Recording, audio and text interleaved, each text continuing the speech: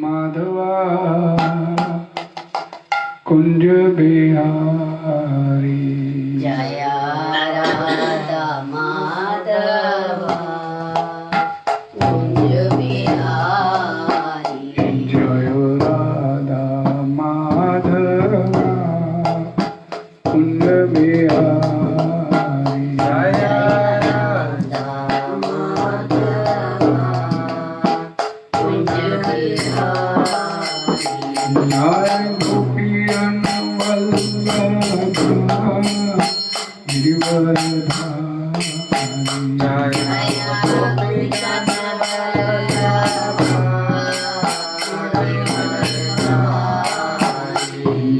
गोपियन वल्लभ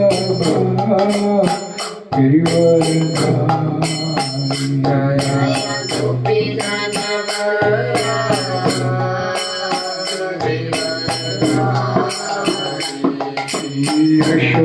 यशोधनन्दन व्रज जनरञ्जन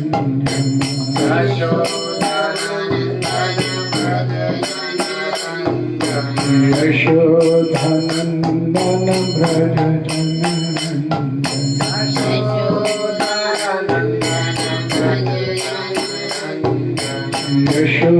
यशोधनन्दन व्रज जनरञ्जन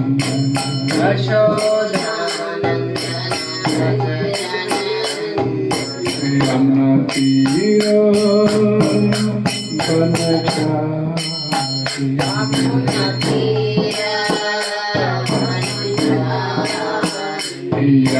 तीर बनचारी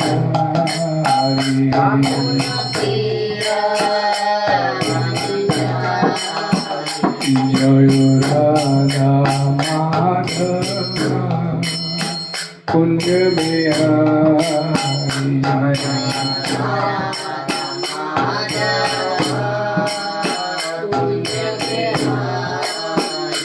जय Radha Madhava Kunj Bihari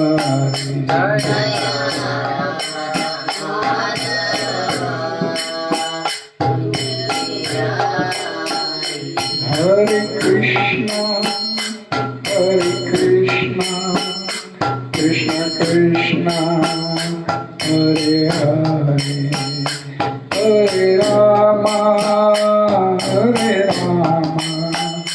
Ram Ram Hare Hare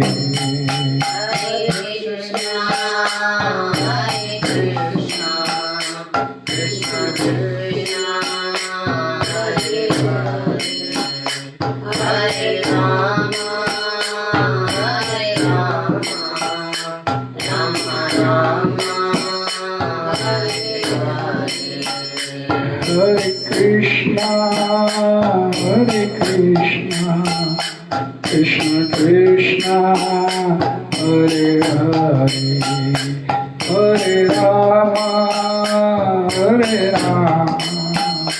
Rama Rama, Hare Hare.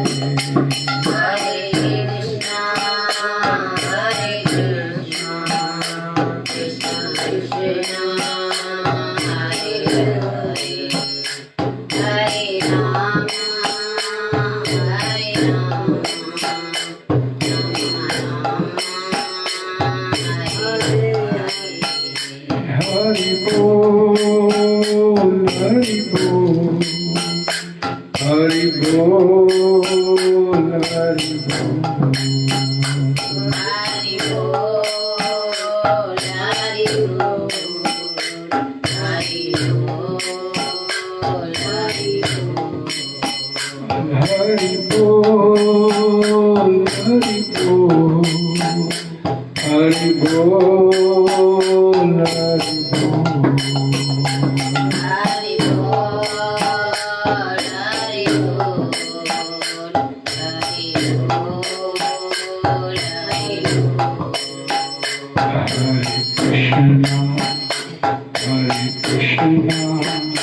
Krishna Krishna Hare Hare Hare Rama Hare Rama Rama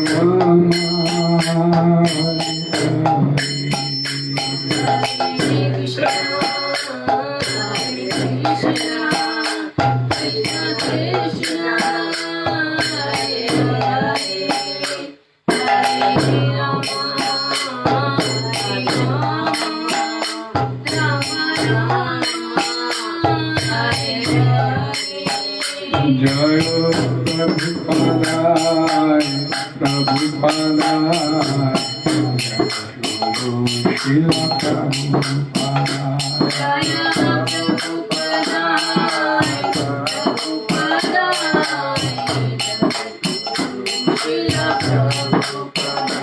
जय प्रभुपादा प्रभुपादा भक्ति शिला प्रभुपादा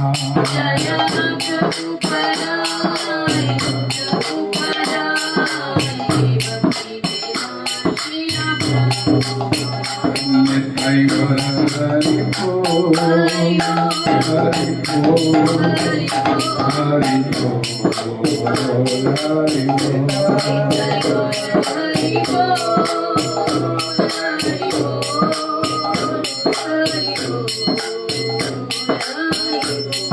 नाम संकीर्तन की जय जगद्गुरु श्री भगवान की जय।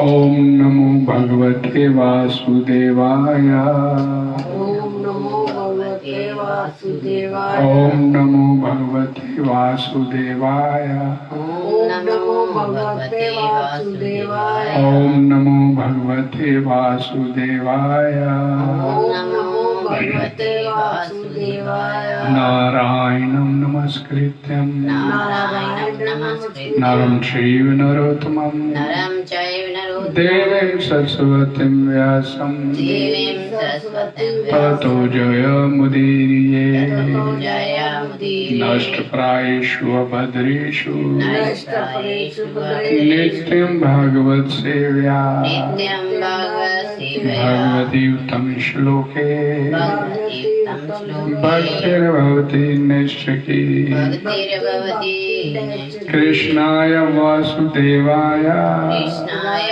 वासुदेवाय देवकी नंदनाय च देवकी नंदनाय नंदगोपकुमाराय नंदकुमाराय गोविंदाय नमो नमः। गोविंदाय नमो नमः। हरे कृष्ण। हरे कृष्ण। आज 24 अप्रैल शाम की संध्या समय भागवत चर्चा की क्लास में आप सभी का स्वागत है और आप सभी का बहुत बहुत धन्यवाद। चर्चा करेंगे, मैंने कल कहा था कि काला श्लोक के ऊपर ये जो विषय चल रहे इसके ऊपर चर्चा करेंगे। कांक्षा कर्मणाम सिद्धिम यजन्ते इह देवता क्षिप्रम ही मानुष्य लोके सिद्धिर्भवति कर्मजा। के संसार में मनुष्य लोग होते हैं, इस काम कर्मों में सिद्धि चाहते हैं और इसीलिए ये देवी देवताओं की भक्ति करते हैं, पूजा करते हैं, क्योंकि इस संसार में मनुष्यों को उस काम कर्मों का फल तुरंत मिल जाता है। और कल इस बात के ऊपर चर्चा हो रही थी कि हर जीवात्मा जो इस संसार में इंद्रिय सुख भोगना चाहता है, वो इन शक्ति प्रदत्त जीवों की, ये जिन्हें देवता कहते हैं, इनकी पूजा भक्ति में अपना जीवन लगा देता है। और इस बात पे चर्चा हो रही थी कि अक्सर लोग भगवान शंकर की पूजा भक्ति अर्चना साधना करते हैं। शंकर कैलाश पर्वत पर विरागी जीवन बिताते हैं, जबकि इसके विपरीत भगवान श्री हरि, भगवान विष्णु ये मायापति हैं, लक्ष्मीपति हैं, वो षड ऐश्वर्यों के स्वामी हैं। इन उनकी भक्ति करने वाले को वो सुख ऐश्वर्य नहीं मिलता जो भगवान शंकर की भक्ति करने वाले को मिलता है। इसके ऊपर चर्चा कर रहे थे। आज उसी चर्चा को आगे कंटिन्यू करेंगे। हमने कल छोड़ी थी इस बात पे। कल इस बात पे चर्चा चली थी, भगवान स्वयं इस बात को बताते हैं कि मैं क्यों अपने भक्तों को जो कुछ उनके पास होता है, जब मेरी भक्ति में लगते हैं तो मैं उनसे वापस लेना शुरू कर देता हूँ। जैसे आम अनुग्रामी हरिष्ये तद धनम शना शना। तो कल की ये चर्चा में यही था कि भगवान अपने भक्तों को इस संसार की विषय वस्तु में नहीं फंसा के उनको अपने घर वापस लाना चाहते हैं। इसलिए वो जल्दी अपने भक्तों को धन संपत्ति ऐश्वर्य प्रदान नहीं करते, जबकि भगवान शंकर की भक्ति करने पर जीवात्मा इस संसार के विषय लोलुपता में फंसता चला जाता है। अपने भक्तों को उन पर आश्रित रहने के भाव को और दृढ़ करने के लिए और अपने प्रति प्रेमा भक्ति को और स्थिर करने के लिए भगवान अपने भक्तों को कुछ कष्ट देते हैं, ताकि भक्त की भक्ति और दृढ़ हो सके। और जब वे उनका उद्धार करने के लिए प्रकट होते हैं तो उनकी कृतज्ञता तथा उनका जो आनंद होता है वो असीम हो जाता है। आज इसी बात के ऊपर श्लोक चर्चा कर रहे हैं। अतो माम सुदुराराध्यम हित्वा अन्याय भजते जना ततस्ता आशुतोषे भ्यो लब्ध राजयोधता मता परमत्ता वरदान अविस्मय अब जानते। चूंकि भगवान श्री कृष्ण विष्णु बोलते हैं, चूंकि मेरी पूजा करना कठिन है, इसलिए सामान्यतः लोग मुझसे कतराते हैं और बजाय इसके उन अन्य देवताओं की पूजा करते हैं जो शीघ्र ही तुष्ट हो जाते हैं। जब लोग इन देवताओं से राजसी ऐश्वर्य प्राप्त करते हैं तो वे उद्धत, गर्व उन्मत्त, अहंकारी तथा अपने कर्तव्यों की उपेक्षा करने वाले बन जाते हैं। वे उन देवताओं को भी अपमानित करने का दुस्साहस कर लेते हैं जिन्होंने उन्हें वरदान दिए हुए होते हैं। भगवान श्री विष्णु कहते हैं श्री भागवत पुराण, बड़ी महत्वपूर्ण बात है। जैसे हम चर्चा कल भी किया था कि रावण ने भगवान शंकर को प्रसन्न किया और उनके मन वांछित उनको जो शक्तियां प्रदान कर दी। बानासुर को प्रसन्न किया, बानासुर ने उनको प्रसन्न किया तो भोले शंकर ने उन्हें भी उनकी मन वांछित वरदान प्रदान कर दिया कि उनके राज्य की चौकसी शंकर खुद करेंगे।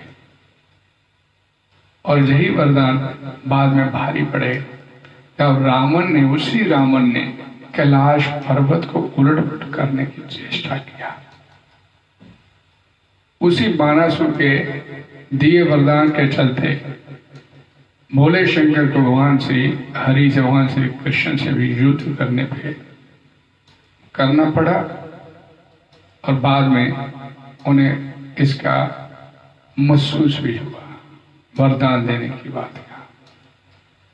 शुभदेव गोस्वामी कहते हैं श्रीमद् भागवतम पुराण में, ब्रह्मा विष्णु शिव अन्य देवता किसी को भी शाप या वरदान या आशीर्वाद देने में समर्थ है, किंतु शिव तथा ब्रह्मा जो हैं ये अपने भक्तों को वर देने में बहुत शीघ्रता बरतते हैं, तेजी दिखा देते हैं। जबकि भगवान केशव, भगवान श्री हरि, हे राजन, ऐसे नहीं है। वो जब भी किसी को कोई वरदान देते हैं तो उसका पहले हित देखते हैं कि उसका हित किसमें है वरदान देने से पहले। भगवान श्री हरि का एक नाम है त्रिकालज्ञ। उनको वर्तमान, भविष्य काल, भूतकाल तीनों का ज्ञान है। वेदा अहम संतितानि वर्तमानानि च अर्जुना भविष्यानि च भूतानि माम तु वेद न कश्चन। भगवद गीता में भगवान बोलते हैं कि मैं प्रत्येक जीव का भूतकाल, वर्तमान, भविष्य सब कुछ जानता हूं, ये कल क्या करेगा ये मेरे को पता है, ये कल क्या करेगा ये मैं जानता हूं, भगवान बोलते हैं भगवत गीता में। और अनन्य चिंतो माम निधना परिउपासते तेषां नित्य वियुक्ता नाम योग क्षेम महात्म्य। इस श्लोक में भगवान बोलते हैं कि मैं अपने भक्त की जो आवश्यकता होती है वो पूरी करता हूं और जो कुछ उसके पास होता है उसकी मैं रक्षा करता हूं। अब इस श्लोक के माध्यम से अब समझिए, भगवान जब अपने किसी भक्त की इच्छा हुई, मेरे को तो 10 लाख रुपया चाहिए, भगवान की शरण में गया और भगवान से प्रार्थना किया, भगवान की भक्ति किया, लेकिन उसे 10 लाख नहीं मिला।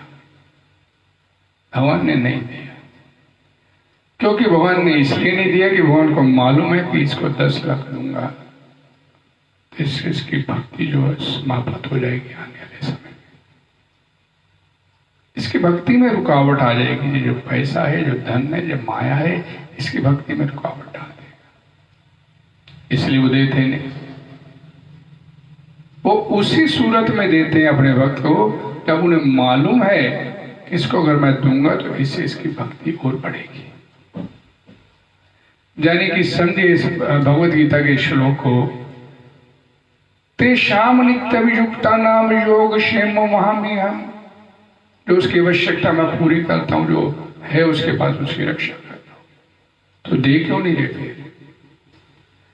उनके देने में भी योग क्षेम वहन करना आता है, और नहीं दे रहे अपने भक्त को तो भी उसमें उस भक्त का योग क्षेम वहन है, उसकी रक्षा करने को उसको नहीं देगा। ये भगवान में एक विशेषता है, अपने भक्त का हित। इसीलिए भगवत गीता में भगवान ने ये भी बात का खुलासा कई जगह किया, इस बात विस्तार से कहा, सुहृदय सर्वभूतानां, मैं आप सभी जीवों का वास्तविक हित चिंतक हूं। किस वस्तु को देने से आपका हानि हो सकता है और किस वस्तु को देने से आपको लाभ हो सकता है, वो देख कर करते हैं, आंखें बंद करके या शीघ्रता पूर्वक कोई वरदान नहीं देते। ध्रुव महाराज खूब तपस्या किया, घोर तपस्या किया, 6 महीने तो ऐसी तपस्या किया 5 साल के बाद, लेकिन इच्छा क्या थी? लेने जाना मेरे से भगवान से कुछ मांगने के लिए। अर्थार्थी की उस कैटेगरी में आते थे ध्रुव महाराज, मेरे को भगवान से चाहिए, अपने पिता से, अपने दादा से बड़ा सिंहासन चाहिए, राज्य चाहिए, अपने पिता से, अपने दादा से बड़ा राज्य चाहिए। लेकिन जब वो भगवान उसकी तपस्या से प्रसन्न हुए और जब भगवान उसके सामने प्रकट हुए, तो वही ध्रुव महाराज भगवान के दर्शन करने मात्र से हृदय परिवर्तन हो गया, और अब भगवान कह रहे कि कुछ मांग ले, तो कहता कि नहीं, मैं तो कांच लेने के लिए आया था, मेरे को हीरा मिल जाए तो मेरे को कांच की आवश्यकता क्या है, ये राज्य मेरे को लेके क्या करना। भगवान अपने भक्त का वास्तविक हित चिंतक है। और यहां क्या बोला गया कि भगवान श्री हरि जो भगवान अच्युत हैं, वो शीघ्रता नहीं करते वरदान देने में। और इस संबंध में श्रीमद् भागवतम पुराण में 12 महाजनों में से एक महाजन शुकदेव गोस्वामी महाराज परीक्षित से एक बड़ी सुंदर कथा सुनाते हैं। छोटी सी कथा है। एक बार रास्ते में शकुनी पुत्र वृकासुर, उसकी भेंट नारद जी से हो गई, और नारद से मिले तो वृकासुर बड़े प्रसन्न हुए, क्योंकि नारद मुनि जो है सभी का रास्ता मार्ग प्रशस्त करते हैं जैसे जैसे उसकी कोई इच्छा होती है। तो उस वृकासुर ने नारद मुनि से जब पूछा कि ब्रह्मा विष्णु महेश में से किसकी मैं भक्ति करूं, एक तो समय कम लगे और लाभ ज्यादा हो जाए। किसकी भक्ति करूं ब्रह्मा विष्णु महेश में से? मेरे को बताओ, मेरा मार्गदर्शन करो। अब नारद जी ठहरे, बोले भाई ऐसी तेरी अगर इच्छा है तो एकमात्र भोले भंडारी के अलावा मेरे को और कोई नाम सुझाव नहीं देता। उनका एक नाम है आशुतोष। आशुतोष का मतलब है बड़ी जल्दी प्रसन्न हो जाए। थोड़ी सी भक्ति साधना करो और बड़े से बड़ा महान से महान वरदान आप उनसे प्राप्त कर सकते हैं। उनकी पूजा अर्चना करो और थोड़ी सी अरंच मात्र, एक बार ध्यान से समझ लो, मिर्कासुर को बोले, नारद बोले कि थोड़ी सी अगर उनकी भक्ति साधना में त्रुटि रह गई तो बड़ी जल्दी कुपित भी हो जाते हैं वो। इसलिए उनकी जो साधना करेगा बड़ी सावधानी से करना। और उस समय मिर्कासुर ने ये बात सुनी तो तुरंत केदारनाथ भोले शंकर के धाम में पहुंचा। वहां पर जाकर उसने बड़ी घोर तपस्या करनी शुरू किया। और तपस्या कैसी कि अपने शरीर के मांस के लोथड़े काट काट के भोले शंकर को चढ़ाने शुरू कर दिए। भोले शंकर जल्दी प्रसन्न हो जाएं, ऐसी व्यवस्था करनी चाहता था। असुर प्रवृत्ति के लोग जो थे बड़े घोर से घोर अति अमानवीय कार्य भी करने में चूकते नहीं, और अपने शरीर के मांस के लोथड़े काट काट के उनकी आहुतियां भोले शंकर को देनी प्रारंभ कर। और देवता भगवान भोले शंकर का दर्शन फिर भी नहीं हुआ तो बड़ा हताश हो गया। और फिर एक दिन उसने क्या किया कि नदी में स्नान किया और तुरंत अपने बाल कीले करके हवन कुंड के आगे आके बैठ गया। हाथ में कुल्हाड़ी ले लिया कि अब भोले शंकर प्रसन्न नहीं हो रहे तो अब अपना सिर काट के उनको आहुति प्रदान करो। इतनी घोर अति मानवीय तपस्या उसने करने का प्रण कर लिया। बड़े प्रसन्न हुए, एकदम भोले शंकर ने आके हाथ रोक दिए। नहीं भाई, ऐसे मत कर, मैं तेरे ऊपर प्रसन्न हो गया और तुम मेरे से मांग, जो कुछ तुम मांगना चाहते मैं तेरे को प्रदान करूंगा। शिव जी ने कहा अब बस, अब और तपस्या की तुम्हारी जरूरत नहीं। तुमने वृथा ही अपने शरीर को इतनी पीड़ा पहुंचाई। मैं तो थोड़े से जल से भी प्रसन्न हो जाता, तुम मेरे शिवलिंग पे चढ़ा दे। और जैसे ही भोले शंकर ने उसका हाथ पकड़ा, कुल्हाड़ी अला उसके गर्दन जो काटने के लिए तैयार था, तो तुरंत उस वृकासुर का शरीर वैसे की तरह, पहले की तरह मनता चला गया। अब सुखदेव गोस्वामी ने जी कथा सुनाते महाराज परीक्षित से बताया कि जो वरदान उसने मांगा भोले शंकर से, और दिल दहला देने वाला वरदान था।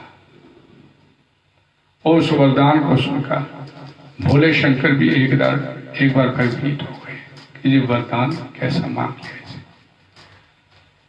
उसने वरदान मांगा, हे भोले शंकर, आप मेरी तपस्या से, मेरी साधना से प्रसन्न हैं तो आज के बाद मैं जिसके भी सिर के ऊपर हाथ रखूं वो तुरंत मर जाए। भोले शंकर भयभीत हो गए, कैसा वरदान इसने मांग लिया।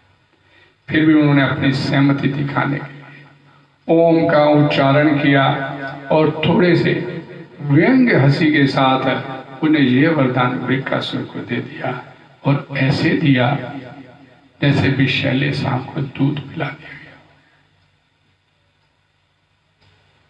भोले शंकर ने वरदान तो दे दिया, अब देखिए, भोले शंकर तो भोले हैं, उनकी तपस्या किया, साधना किया और जो मांगा वो मिल गया। लेकिन भोले शंकर के दिए गए वरदान की परीक्षा करने के लिए वृकासुर ने क्या किया कि सबसे पहले ये हाथ भोले शंकर के सिर पे रख के टेस्ट कर लो कि ये वरदान ठीक भी है कि नहीं। हरे कृष्णा। अब परीक्षा लेने के लिए सामने कैंडिडेट कौन खड़ा है? जिसने उसे वरदान दिया है, भोले शंकर साक्षात खड़े। और भोले शंकर को अपने किए पर भय लगने लगे, मैंने कैसा वरदान दे दिया। इस बात को आगे चर्चा करेंगे। अब असुर उनका पीछा करने लगा। शिवजी भय से कांपते हुए उत्तर में स्थित अपने निवास से तेजी से बाहर भागने लगे। कैलाश छोड़ दिया और जहां तक कि पृथ्वी, आकाश, ब्रह्मांड के छोर तक, जहां तक वे तोड़ते रहे और वृकासुर उनका पीछा करता रहा। इतना शक्तिशाली वरदान उसे प्राप्त हो गया। बड़े बड़े देवता ये नहीं जानते थे कि इस वर का निराकरण अब कैसे हो जाए। भोले शंकर भाग रहे हैं और सभी देवता देख रहे हैं। अब इस दिए गए वरदान का निराकरण कैसे हो जाए, एक कोई भी देवता की समझ में नहीं आ। और सब केवल मौन रहकर बैठे हैं और शिवजी समस्त अंधकार के परे वैकुंठ के तेजस्वी धाम श्री हरि की शरण में पहुंचे। और वहां पर साक्षात भगवान श्री नारायण यहां पर प्रकट होते हैं। वह धाम उन विरक्तों का गंतव्य है जिन्हें शांति प्राप्त हो चुकी होती है।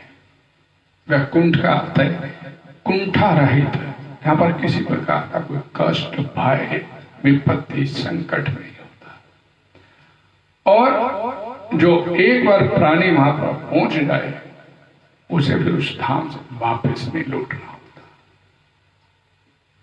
लेकिन बड़ी बड़ी सिद्धियां हासिल करके बड़े बड़े देवता लोग, बड़े बड़े महर्षि, परम ऋषि भी पहुंचे वैकुंठ धाम में, लेकिन वो लौटने के लिए जाते हैं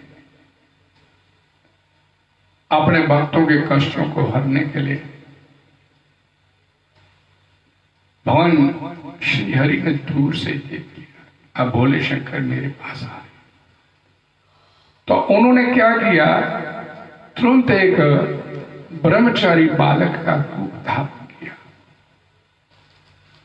और ब्रह्मचारी बालक का रूप धारण करके जो शंकर के पीछे भागते हुए वृकासुर आ रहे थे उसके सामने आ गए। अब मृग चरण पर डाला हुआ उस ब्रह्मचारी ने, बाल खुले हैं, ब्रह्मचारी हाथ में मांगने भिक्षा पात्र है, हाथ में दंड है। और उस ब्रह्मचारी को देखा तो वृकासुर ने उन्हें प्रणाम किया। वृकासुर से भगवान श्री हरि जो ब्रह्मचारी के वेश में थे बड़े ही विनम्र भाव से उस वृकासुर से बोले, अरे ओ शकुनि पुत्र वृका, तुम थके थके से लग रहे हो और इतनी दूर क्यों आए? कुछ क्षण के लिए विश्राम करो। आखिर मनुष्य का शरीर ही तो है जो सारी इच्छाओं को पूरा करता है। क्यों भाग रहे हो? थोड़ी देर विश्राम करो। वो इतने विनम्र शब्दावली का इस्तेमाल करते भगवान श्री हरि बोले तो वृकासुर तुरंत रुक गया। असुरों को क्या चाहिए? असुर वृत्ति किसे बोलते हैं? जो अपने शरीर के सुख आराम के लिए कार्य करे। अब वो थक भी गया हुआ था, भोले शंकर के पीछे पीछे भागता गया और सामने से एक ब्रह्मचारी मिल गया और बड़ी विनम्र भाव से उससे बात कर रहा है। तो वृकासुर रुक गया। अब भोले शंकर तो आगे धाम में पहुंच चुके हैं और रास्ते में ब्रह्मचारी ने रोक लिया वृकासुर को। तो बृहस्पति से पूछने लगे वो ब्रह्मचारी, क्यों भाग रहे हो, किसका पीछा कर रहे हो? तो उस बृहस्पति ने सारी बात बता दी, मैंने भोले शंकर की खूब तपस्या किया, शंकर की, उनसे वरदान हासिल कर लिया मैंने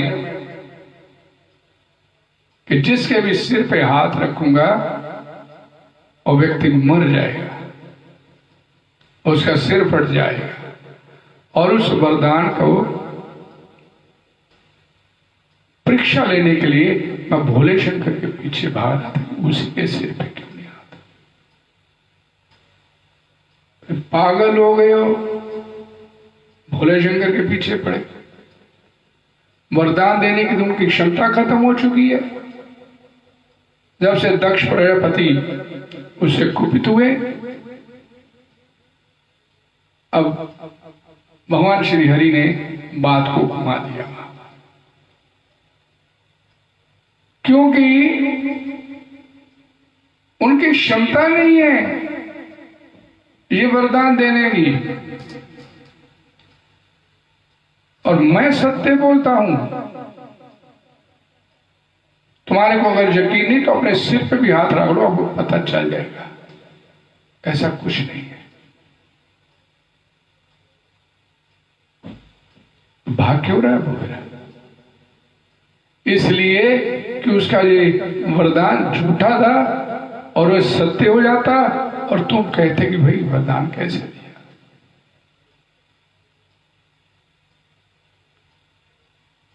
बृहस्पति की बुद्धि पलट गई और भगवान श्री हरि के कहने पे उसने अपने सिर पे अपना हाथ रख लिया और सर तुरंत फट गया, वहीं मर गया। और जितने वहां पर ऋषि मुनि ब्रह्म ऋषि देवता गंधर्व चारण किन्नर भगवान के ऊपर पुष्प वर्षा करने लगे। वरदान देने में जल्दी करना, और यही वरदान ब्रह्मा जी ने हिरण्यकश्यप को भी दिया था। ऐसे दिन में मरूं ना रात में मरूं, ब्रह्मा जी की तपस्या किया, ब्रह्मा जी प्रसन्न हो गए और ऐसा वरदान दे दिया जिसके लिए भगवान श्री हरि को फिर आना पड़ा। श्रीमद् भागवतम पुराण के 7वें स्कंद में वर्णन आता है, भगवान नरसिंह देव वहां पर बोलते हैं सभी देवी देवताओं को कि वरदान देने से पहले सोच लिया करो, किसी को वरदान देना है तो किस प्रकार का वरदान होना चाहिए। आंख बंद करके वरदान नहीं दिया जाना चाहिए।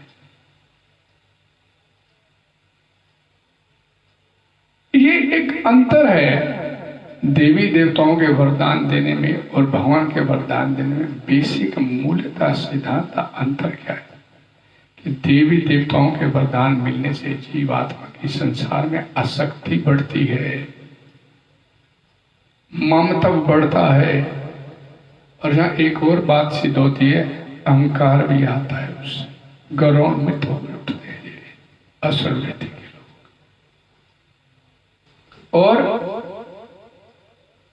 दूसरी तरफ भगवान जब किसी को वरदान देते हैं, भगवान श्री हरि किसी को वरदान देते हैं, तो अपने भक्त का सुहृदय सर्वभूता नाम, ये बात अपने मन में रखते हुए देते हैं। इसका कल्याण कैसे हो जाए, इसका इस संसार से आसक्ति कैसे खत्म हो जाए, उस बात को मद्देनजर रखते हुए भगवान अपने किसी भक्त को वरदान भोगने के लिए भी देते हैं। सब भगवान भोगने के लिए देते नहीं है, देते हैं भगवान। देवता और भगवान में एक अंतर क्या है, एक बेसिक अंतर समझिए इस बात। बड़ा सुंदर एग्जाम्पल से मैं आपको बताऊंगा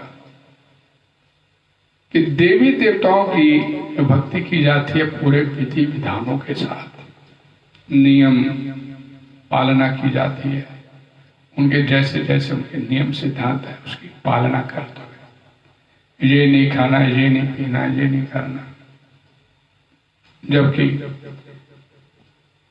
भगवान की भक्ति करने में ऐसी कोई नियमों की पालना नहीं है। भगवान का एक नाम है भाव ग्राही जनार्दन। तो फिर मुश्किल क्यों है उनकी पूजा करना? भगवान बोलते हैं मेरी पूजा करना मुश्किल है। क्यों मुश्किल है? क्योंकि भगवान की पूजा करने पर भगवान सबसे पहले उसकी आसक्ति संसार में खत्म करनी चाहते हैं। और हम लोग असुर वृत्ति के लोग होते हैं, हम लोग इस संसार को छोड़ने के लिए तैयार नहीं। भगवद गीता में भगवान बोलते हैं अंत काले च मामेव स्मरण मुक्त क्लेवरम, अंत समय मेरा सिमरन करते शरीर छोड़ेगा तो तेरे को दोबारा इस संसार में जन्म नहीं लेने दूंगा। और ये तो हम चाहते नहीं। संसार को छोड़ दे, संसार नहीं छोड़ना चाहते, संसार को भोगना चाहते हैं। भगवद गीता को फिर कितना अमल करते हैं हम लोग। सवाल किया जाता भगवान को मानते हो? हाँ भगवान को मानते। भगवान की मानते हो? वो हाथ नीचे हो जाता है। भगवान आपकी आसक्ति खत्म करना चाहते हैं और हम अपनी आसक्ति संसार से छोड़ना नहीं चाहते। एक दुकानदार की तरह होते हैं ये देवी देवता। इनकी भक्ति करेंगे, इनकी पूजा अर्चना करेंगे, साधना करेंगे, तपस्या करेंगे और इनकी साधना तपस्या करने के बदले में प्रसन्न हो गए तो ये आपको मुंह मांगा वरदान दे देते हैं। और इनको इनकी कीमत मिल गई, आपने इनकी साधना अर्चना किया, इन प्रसन्न हो गए, इन्होंने दे दिया। फिर ये नहीं देखा जाता कि ये वरदान देने से इसका कोई दुरुपयोग भी कर सकता है। और दूसरा, ये अपने ही वरदान देने वालों के प्रति ये असंवेदनशील हो जाते हैं। सेवा भाव इनका खत्म हो जाता है, क्योंकि इनके पीछे जो भावना होती है संसार को भोगने की भावना होती है, लेने की भावना होती है, देना कुछ नहीं चाहते। तो एक प्रभा जी बड़ी सुंदर एक अपने शिष्यों को एक बात सुनाए कि एक व्यक्ति देवी माता के मंदिर में गया, बड़ा अर्थार्थी था, खूब भक्ति किया, मेरे को धन वैभवशाली जीवन ऐश्वर्य युक्त जीवन चाहिए, और माता रानी ने उसको प्रदान कर दिया। लेकिन उसमें एक शर्त थी। तो उस व्यक्ति ने बोला था जैसे मेरी ये इच्छा पूरी हो जाएगी आपको मैं बकरी की बलि चढ़ाऊंगा आपके मंदिर में आपको प्रसन्न करने के लिए। उस देवी माता के मंदिर में जाके उसने क्या बोलते हैं ये मांगा इसे, और जब उसकी इच्छा पूरी हो गई, मन्नत मांगते हैं कि ये मिलेगा तो फिर मैं माता रानी की करूंगा। अब कौन सी देवी थी मेरे को मालूम नहीं, प्रभाई ने लिखा था अपने शिष्य को सुनाई। तो अक्सर आपने देखा होगा जब किसी आदमी की मन्नत पूरी भूल जाता है, फिर साल बाद आदत हो यार वो मन्नत मांगी थी पूरी नहीं की, मैं इस बार जाऊंगा माता के मंदिर में जाऊंगा करूंगा। फिर साल 2 साल निकल जाते हैं, फिर वो याद आ जाता है कि हाँ यार पूरी करनी है। तो उस वक्त की भी इच्छा पूरी हो गई, तो उस वक्त ने खूब ऐश्वर्य मिल गया, तो भूल गया कि मैंने माता रानी से कुछ प्रार्थना किया था। तो माता रानी सपने में आई, भाई तुमने बोला था मैं बकरी की बलि चढ़ाऊंगा, वो इस समय नहीं मिल पाया, अब करूंगा। कुछ समय और बीत गया, भाई तुमने बलि नहीं चढ़ाई, बकरा बड़ी महंगी आती है जी, सुअर की चढ़ा दे, चल चढ़ा दे, सुअर की बलि चढ़ा। फिर कुछ देर और बीत गया, और फिर उससे पूछा कि बलि नहीं चढ़ाई, और बड़ा सरल कार्य नहीं है जी, कोई और छोटी मोटी बात बता दीजिए वो पूरी कर दूंगा। यानी कि जीवात्मा देना नहीं कुछ चाहता, लेना चाहता है। मिल गया तो इसे छोड़ना नहीं चाहता। तो हम अक्सर मन्नत मांगते तो भूल जाते हैं, फिर कभी जब समय लगेगा तो जाएंगे। स्पेशली जब उसके लिए जाते हैं, समय लगेगा तो जाएंगे। तो दुकानदार की स्थिति देवता की तरह होती है। दुकानदार एक देवता के होते हैं। जैसे एक बालक को 5 रुपए का नोट मिला, दुकानदार के पास गया, फिर मेरे को माचिस की डब्बी चाहिए। वो 5 साल का बालक है, और दुकानदार के पास जाकर बोलता है डब्बी, माचिस की डब्बी चाहिए। तो दुकानदार ये नहीं देख रहा कि ये बालक है छोटा सा, ये इल्लत करेगा, शरारत करेगा, कोई होनी अनहोनी ना हो जाए, तो इसको मैं माचिस नहीं दूंगा, ये नहीं सोचता। वो ये देखता है कि मेरे को 5 रुपए मिल रहे हैं, तो मैं इसको अपने माचिस की डब्बी अपनी दुकान से दूंगा। उसकी कीमत मिल गई और उसने माचिस की डब्बी दे दिया। और ये भी नहीं सोचता ये बालक उसकी दुकान के सामने खड़ा होकर कोई पटाखा फटूका चलाएगा तो मेरी दुकान को नुकसान हो सकता है। उसे तो अपने 5 रुपए से मतलब है, मेरे को 5 रुपए मिल गए, भाई मेरा काम पूरा हो गया। और जबकि देवता को अपनी चीज मिल गई, अपनी कीमत मिल गई, वो उससे प्रसन्न है, उसने उसको वरदान माचिस की डब्बी दे दिया, बात खत्म। आज दूसरे जो भगवान है वो एक स्नेहशील पिता की तरह होते हैं। पिता के पास वो बालक जाएगा, मेरे को ये 5 रुपये पिताजी मेरे पास, हमें कोई माचिस की डब्बी ला दीजिए। अब पिता सबसे पहले तो उसे 5 रुपये लेगा अपने हाथ में और साथ में एक थप्पड़ भी रसीद करेगा, माचिस की शरारतें करेगा, अग्नि से खेलेगा, चल बैठ जाएगा। 5 रुपए भी ले लिए, एक थप्पड़ भी रसीद कर दिया। ये भगवान एक स्नेहशील पिता की तरह होते हैं कि मेरे बच्चे का कहीं अहित ना हो जाए। ये एक अंतर है भगवान में और देवी देवताओं में। उनकी पूजा अर्चना किया, साधना तपस्या किया, प्रसन्न हो गए, हमारी इसने खूब तपस्या साधना अर्चना कर लिए, पर इसको वरदान दे दीजिए, दे दिया गया।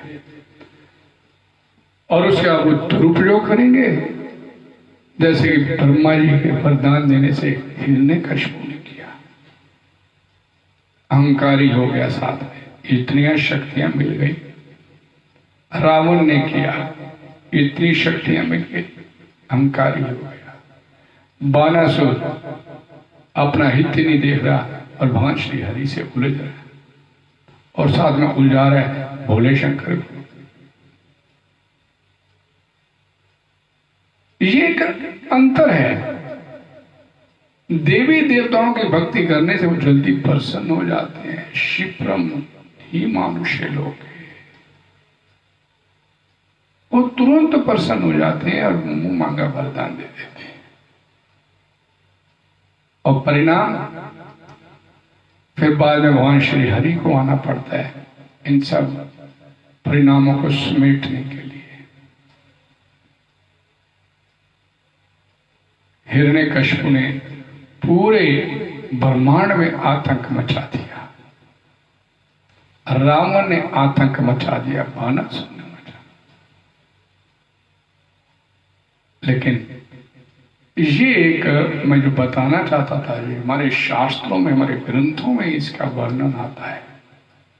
और भगवान की पूजा करना इसीलिए मुश्किल है क्योंकि वो सबसे पहले आपकी आसक्ति संसार से छुड़वानी चाहते हैं। क्यों छुड़वानी चाहते हैं? इस संसार में सड़ मर रहे हैं, कोई सुखी थोड़े बैठा है इस संसार में। कौन व्यक्ति संसार में सुखी है? किसके मुंह में इतनी लंबी जुबान है जो ये कह दे कि मैं संसार में आने के बाद बड़ा सुखी हूं? सुखी है तो वही व्यक्ति सुखी है जिसने अपना चित्त, अपना जीवन भगवान श्री हरि को समर्पित कर। मत चिता मत गथुराना बोधयन्ते परस्परम कथयन्ते श्माम नित्यम तुष्यन्ति च रमन्ति च। अब उसके बाद देखिए एक और बड़ी महत्वपूर्ण बात, देवी देवताओं की भक्ति करने में और भगवान की भक्ति करने में सबसे बड़ा एक और विशाल अंतर। वो क्या अंतर है? भगवद गीता में भगवान श्री कृष्ण बोलते हैं 9वें अध्याय के 23वें श्लोक में, ये अपि अन्य देवता भक्ता जजन्ते श्रद्धान्विता ते अपि मामेव कौन्तेय यजन्ते अविधि पूर्वकम। देखिए भगवद गीता के परम गुह्यम ज्ञान 9वां अध्याय, टॉप मोस्ट सीक्रेट नॉलेज भगवान जो दिए कि ये जितने भी लोग बड़ी श्रद्धा के साथ दूसरे देवी देवताओं की भक्ति करते हैं, साधना करते हैं, ये करते मेरी ही साधना है बेसिकली। ते अपि मामेव कौन्तेय, हे कुंती पुत्रों मेरी ही भक्ति कर रहे हैं, मेरी ही पूजा कर रहे हैं, मेरा ही साधना, मेरे लिए साधना। लेकिन आगे क्या बोला? सजन्ते अविधि पूर्वकम, लेकिन वो गलत तरीके से कर रहे, वो गलत तरीके से कर रहे।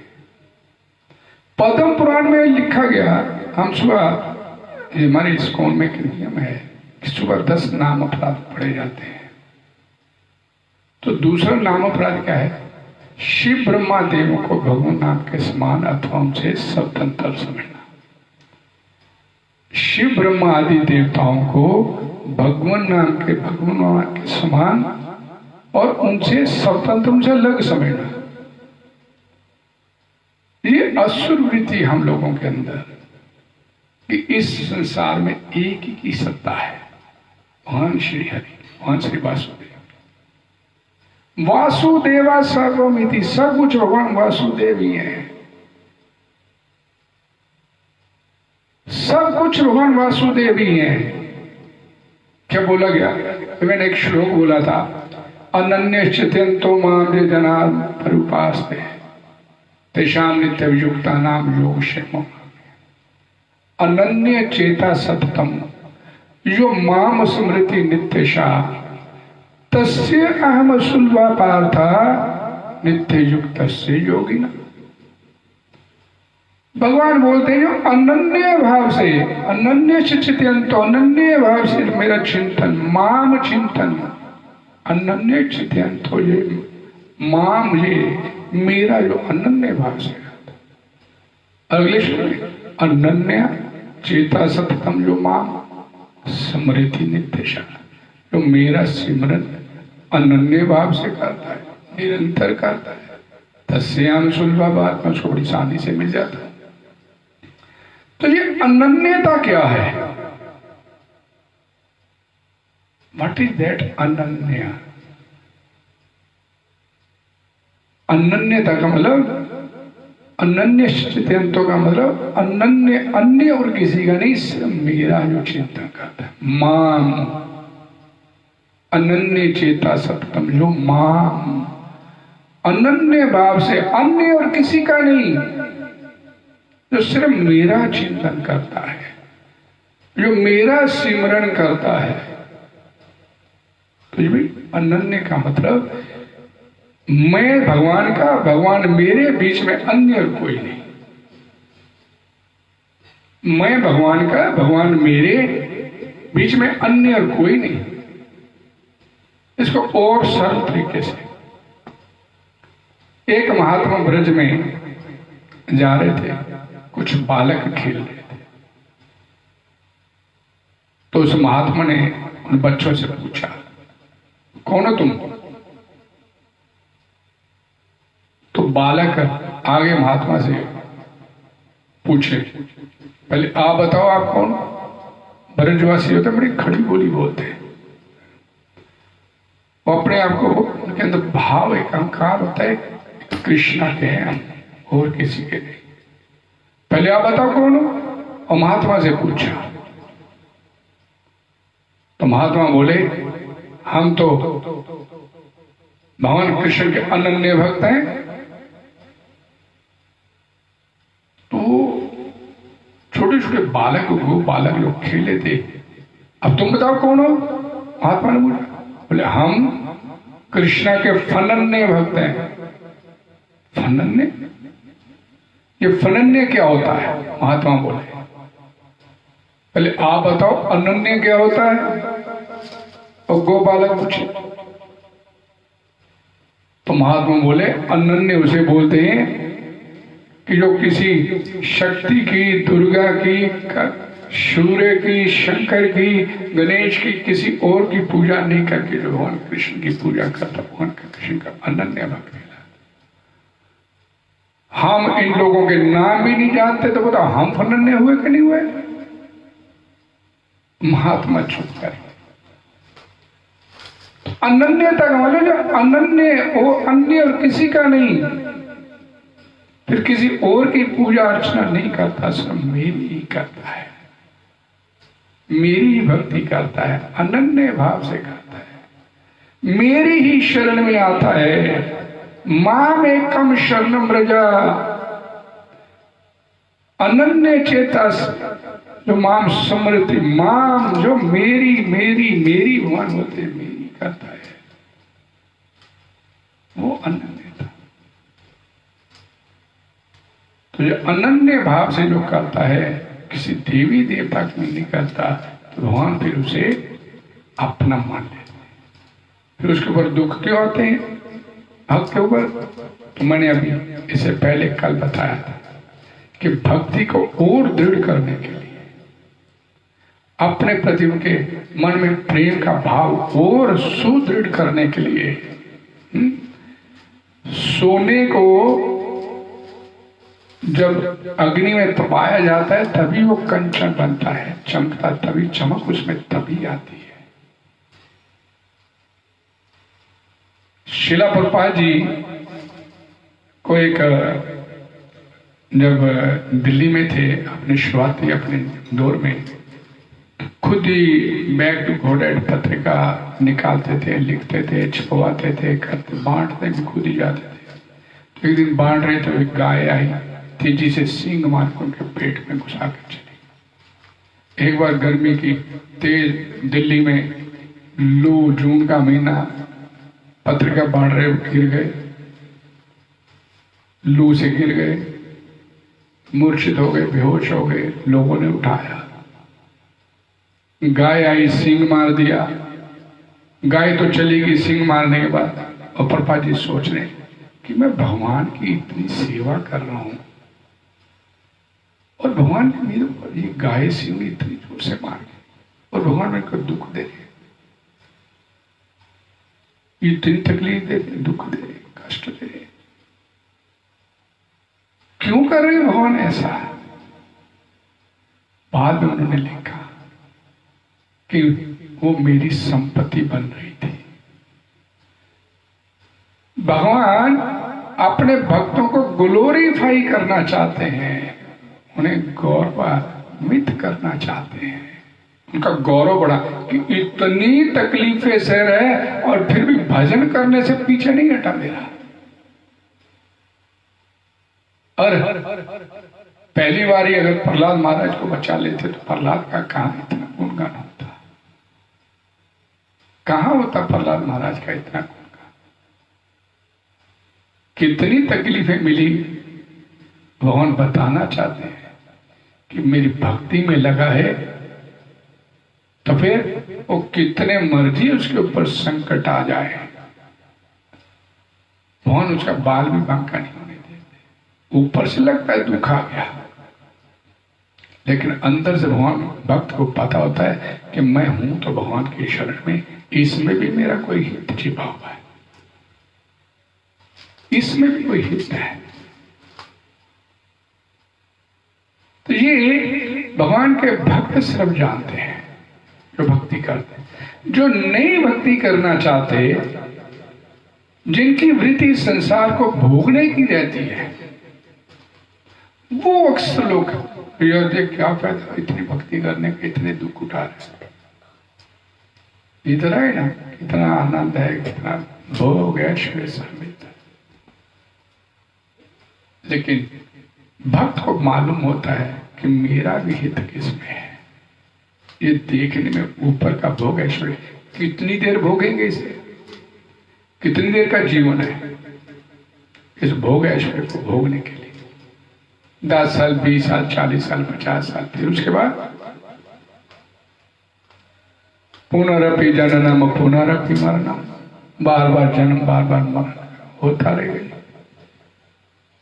और भगवान चाहते हैं एक संसार से बाहर निकल जाए। ये एक विशेष अंतर है भगवान के भक्तों में और देवी देवताओं के भक्तों में। खूब मिलता है हमको, ये नहीं मिलता, नहीं मिलता है हमको, लेकिन एक क्षणिक लाभ के लिए देवी देवता के पीछे लोग जाते हैं। और उससे एक और क्या नुकसान होता है देवी देवताओं के पीछे जाने से, इसके ऊपर चर्चा करेंगे कल। फिर इसी जगह शाम को 5 बजे से लेकर 6 बजे की भागवत चर्चा क्लास में आप सभी का स्वागत है। कल 5 से 6। आप सभी का बहुत बहुत धन्यवाद। हरे कृष्णा हरे कृष्णा कृष्णा कृष्णा हरे हरे, हरे राम राम राम हरे हरे। धन्यवाद।